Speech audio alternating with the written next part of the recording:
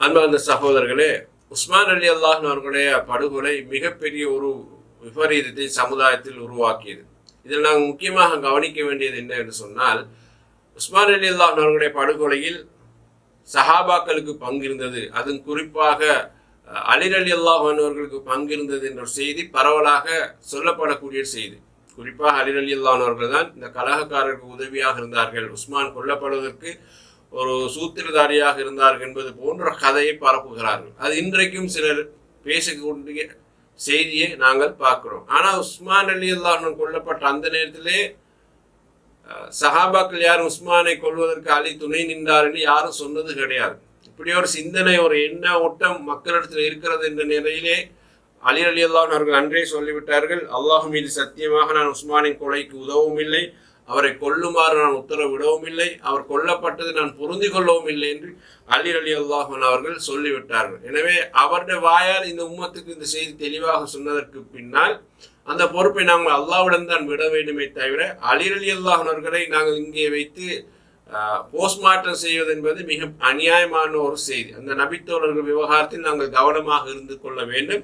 அவர்கள் ஹயாத்தோடு இருக்கும் போது சொல்லிட்டார்கள், இந்த கொலைக்கு எனக்கு சம்மந்தம் இல்லைன்னு சொன்னதுக்கு பிறகு நாங்கள் மறுபடியும் அலி அலி அல்லாஹ் அவர்களை ஒரு குற்றவாளியாக விசாரணைக்கு உட்படுத்துவது என்பது நமக்கு அது தேவையில்லாத விவகாரம்.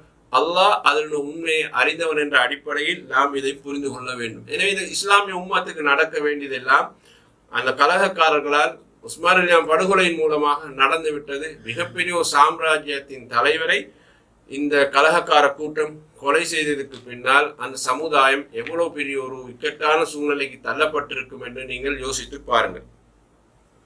அதற்கு பின்னால்தான் ஒரு ஹலீஃபா ஒரு தேவை என்ற நிலைமை வந்தபோது சஹாபாக்கள் எல்லாம் கூடி, அது மூத்த சஹாபாக்கள் கூடி அலி அலி அல்லாஹ் அவங்களுடைய வீட்டுக்கு போய் அவரை சந்தித்து, நீங்கள் தான் ஹலீஃபாவாக இனி இந்த உம்மத்தை வழிநடாத்த வேண்டும் என்று சொல்லி அவரிடத்தில் கேட்டுக்கொண்ட போது அலி அலி அல்லாஹ் அவர்கள் முதலில் மறுக்கிறார்கள். எனக்கு வேண்டாம், நீங்கள் அபூ தல்ஹாவுக்கு இந்த ஹலீஃபா பொறுப்பை கொடுங்கள், எனக்கு அது வேண்டாம் என்று சொல்கிறார்கள்.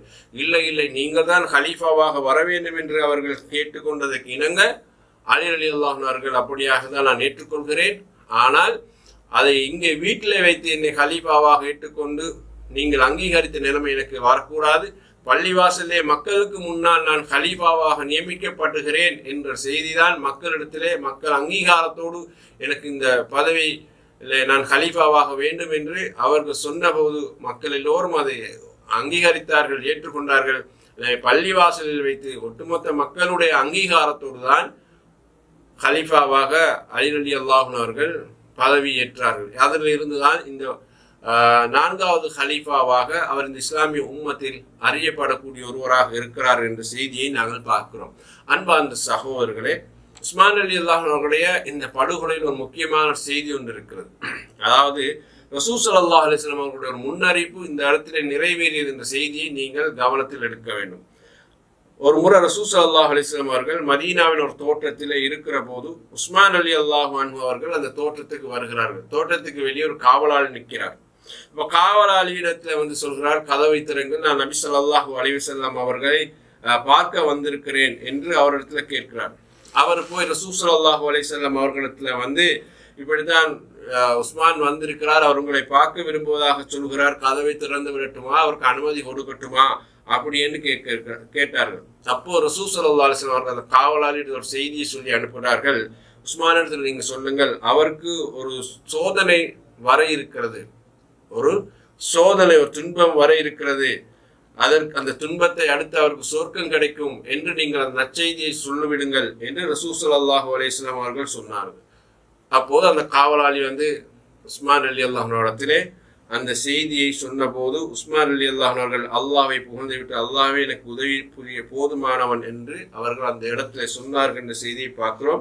எனவே இந்த செய்தி என்ன சொல்கிறது என்றால், உஸ்மான் அலி அல்லாஹ் அவர்கள் அவர்களுடைய வாழ்க்கையில் ஒரு பெரியோர் துன்பத்தை சந்திப்பார்கள் என்ற செய்தியை சொல்கிறது. அதை ஏற்ப ரசூல் ஸல்லல்லாஹு அலைஹி வஸல்லம் அவருடைய முன்னறிவிப்புக்கு ஏற்ப அவர்கள் அந்த நற்செய்தியை அவருடைய கொலையின் மூலமாக அடைந்து கொண்டார்கள் என்ற செய்தியை நாம் இந்த இடத்திலே புரிந்து கொள்ள வேண்டும்.